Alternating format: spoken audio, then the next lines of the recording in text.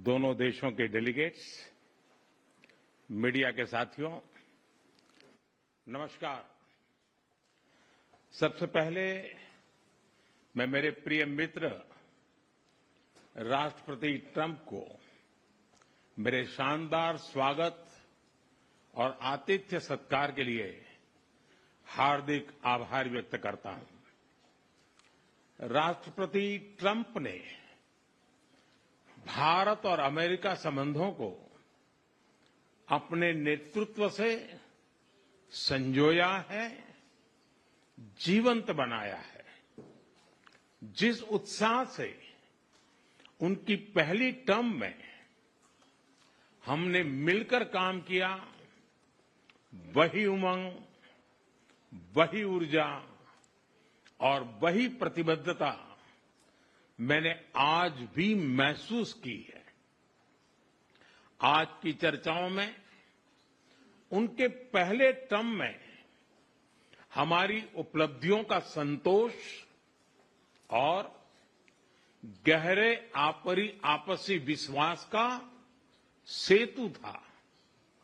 साथ ही नए लक्ष्यों को प्राप्त करने का संकल्प भी था।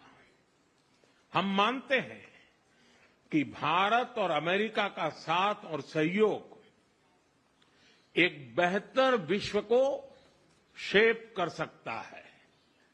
फ्रेंड्स, अमेरिका के लोग राष्ट्रपति ट्रंप के मोटो मेक अमेरिका ग्रेट अगेन यानी मागा से परिचित है।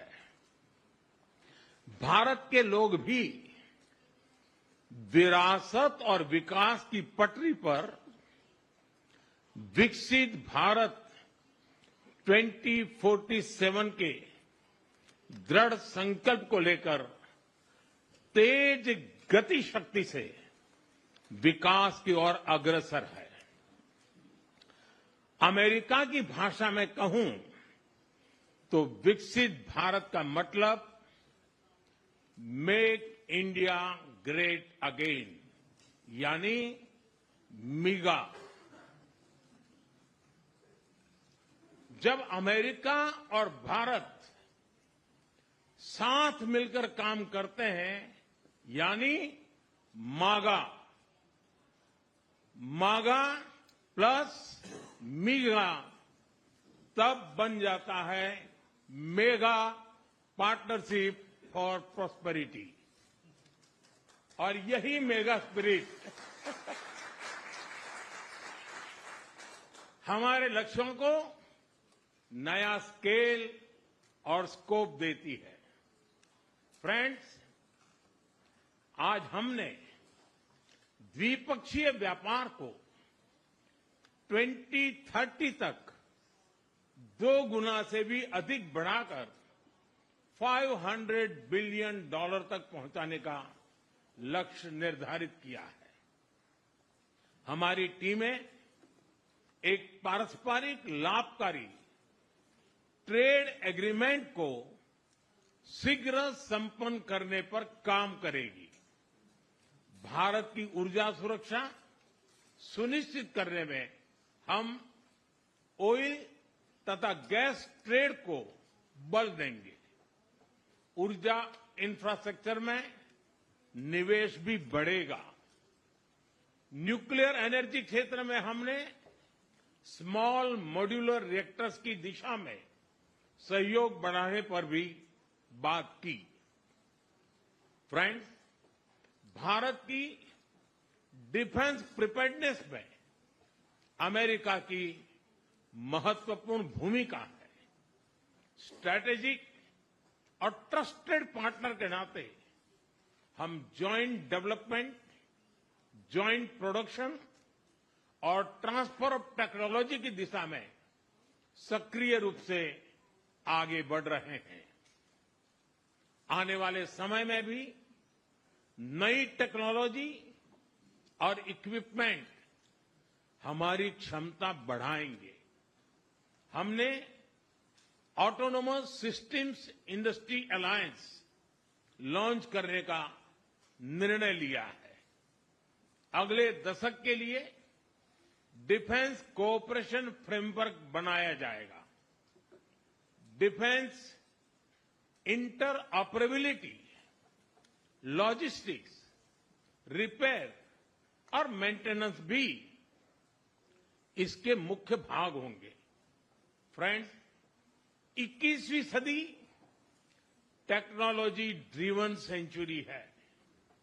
लोकतांत्रिक मूल्यों में विश्वास रखने वाले देशों के बीच टेक्नोलॉजी क्षेत्र में करीबी सहयोग पूरी मानवता को नई दिशा, शक्ति और अवसर दे सकता है।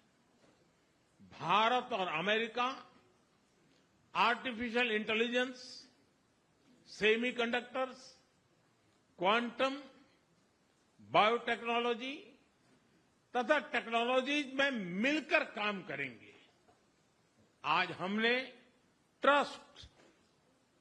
ट्रस्ट यानी transforming relationship utilising strategic technology, उस पर सहमति बनाई है। इसके अंतर्गत क्रिटिकल मिनरल, एडवांस मटेरियल और फार्मास्यूटिकल की मजबूत सप्लाई चेन्स बनाने पर बल दिया जाएगा। लिथियम और रेयर अर्थ जैसे स्ट्रेटेजिक मिनरल के लिए रिकवरी और प्रोसेसिंग इनिशिएटिव्स लॉन्च करने का भी निर्णय लिया है। स्पेस के क्षेत्र में अमेरिका से हमारा करीबी सहयोग रहा है। इसरो और नासा के आपसी सहयोग से बनाई निसार सैटेलाइट शीघ्र ही भारतीय लॉन्च व्हीकल पर अंतरिक्ष की उड़ान भरेगी। फ्रेंड्स, भारत और अमेरिका की साझेदारी लोकतंत्र और लोकतांत्रिक मूल्यों तथा व्यवस्थाओं को सशक्त बनाती है। इंडो पैसिफिक में शांति, स्थिरता और समृद्धि को बढ़ाने के लिए हम मिलकर काम करेंगे। इसमें क्वाड की विशेष भूमिका होगी। इस वक्त भारत में होने जा रही क्वाड समिट में हम पार्टनर देशों के साथ नए क्षेत्रों में सहयोग बढ़ाएंगे। आईमेक और I2U2 के तहत हम इकोनॉमिक कॉरिडोर और कनेक्टिविटी इंफ्रास्ट्रक्चर पर मिलकर काम करेंगे। आतंकवाद के खिलाफ लड़ाई में भारत और अमेरिका दृढ़ता से साथ खड़े रहे हैं। हम सहमत हैं कि सीमा पार आतंकवाद के उन्मूलन के लिए ठोस कार्रवाई आवश्यक है। और मैं राष्ट्रपति जी का आभारी हूं, उन्होंने 2008 के जिसने भारत में नरसंहार किया था, उस मुजरिम को अब भारत के हवाले करने का निर्णय किया है। भारत की अदालतें उचित कार्यवाही करेंगी।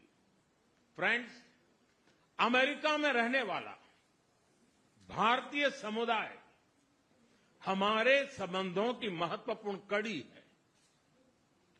हमारे पीपल टू पीपल टाइज को और गहरा करने के लिए हम शीघ्र ही लॉस एंजलिस और बोस्टन में भारत के नए कॉन्सुलेट खोलेंगे।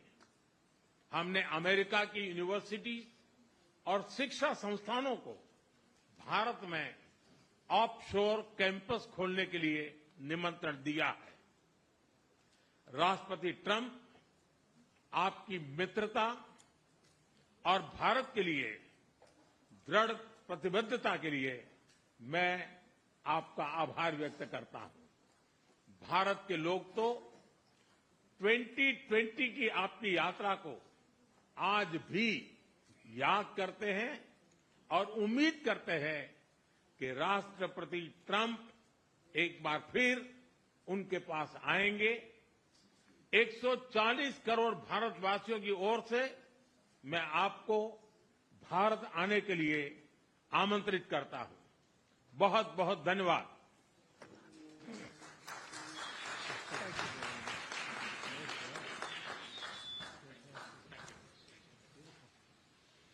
Okay, thank you very much. That was excellent. We'll do a few questions, please. Please, go ahead. Please, go ahead. Yeah. Yeah, blue shirt. Thank you, Mr. President. People in India will naturally welcome your decision to extradite Thakur Rana to India back home. In that context, I'd like to ask you a question about, in last few years, we have seen several groups in the U.S. raising anti-India voice, calling about separation, terrorism activities in India. Do you think that should continue here in the U.S. as well? You're going to have to go louder. Mr. President, people in India would be welcoming your decision to extradite Thakur Rana to... I can't understand a word he's saying. It's not it's the accent. It's a little bit tough for me to hear that. Can I try again? How about you, please? Go ahead back there. Mr. President, thank you. First, I want to ask Thank you very much. question. You and the President, you both spoke about combating ISIS. You both sounded very excited about this partnership upcoming. And I was curious, how much more confident are you with President Trump leading this country that there will be peace through strength and you will have a successful partnership with the United States versus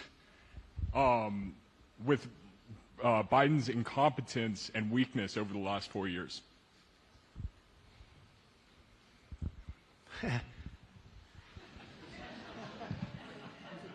That's your question, but I'll answer it. I agree with you.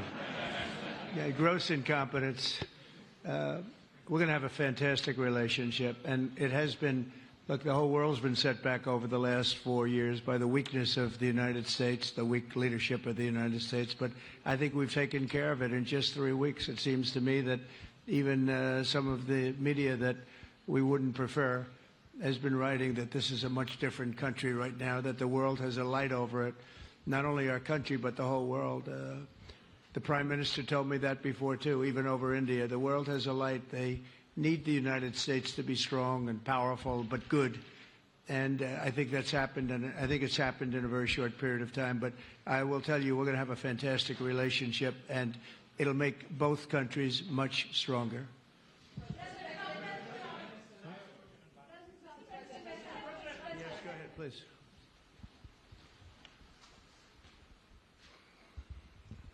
Okay, Geeta Mohan from India Today, sir.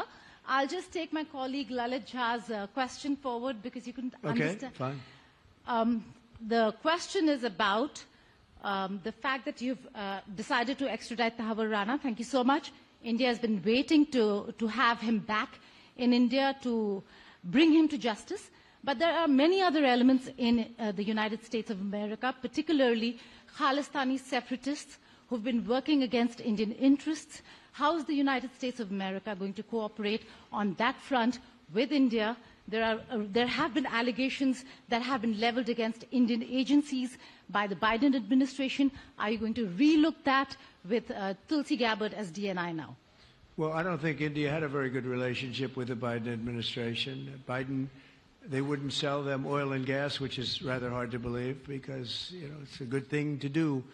And a lot of things happened that weren't very appropriate, I thought, between India and the administration, the Biden administration. But as you said, we're giving a very violent man, it seems to me. I mean, I don't know that he's been convicted yet or will be, but let's assume he's a pretty violent person. We're giving him back to India immediately. And there are more to follow because we have quite a few requests. So we work with India on crime.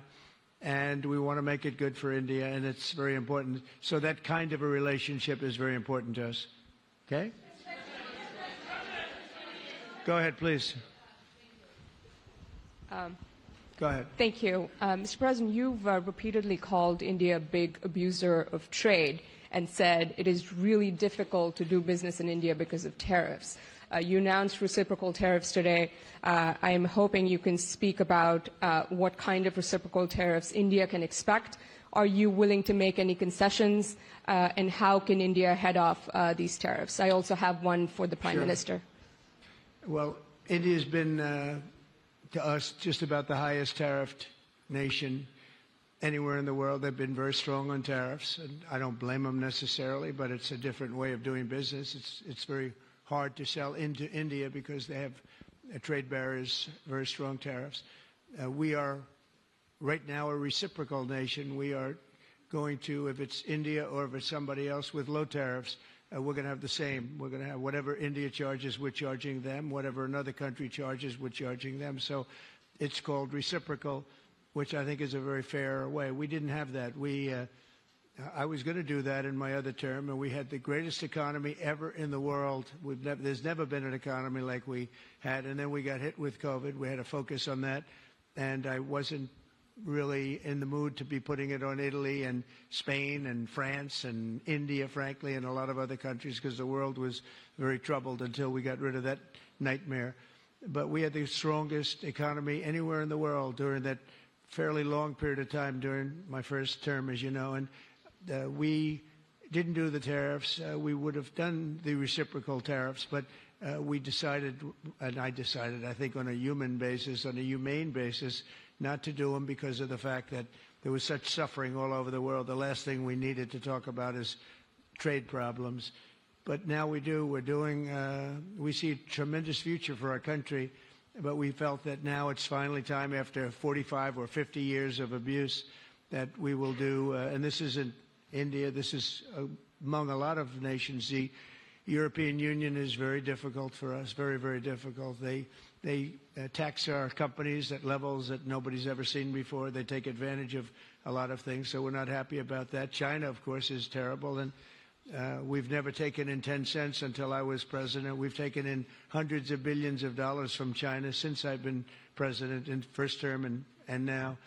And we have to do that just as a mechanism of fairness. And that's what I've done. And so we are being reciprocal with India. Whatever India charges, we charge them. So frankly, it no longer matters to us that much what they charge, because whatever they charge, I had discussions with India in the first term about the fact that their tariffs were very high, and I was unable to get a concession. So we're just going to do it the easy way, and we're just going to say whatever you charge, we charge. And I think that's fair for the people of the United States, and I think it's actually fair for India. Okay? Are you willing to make any concessions, sir? Any concessions? Go ahead, please. Ask to the A Prime question Minister, for the please. Prime Minister, please. Ask to the Prime Minister, please. Sorry.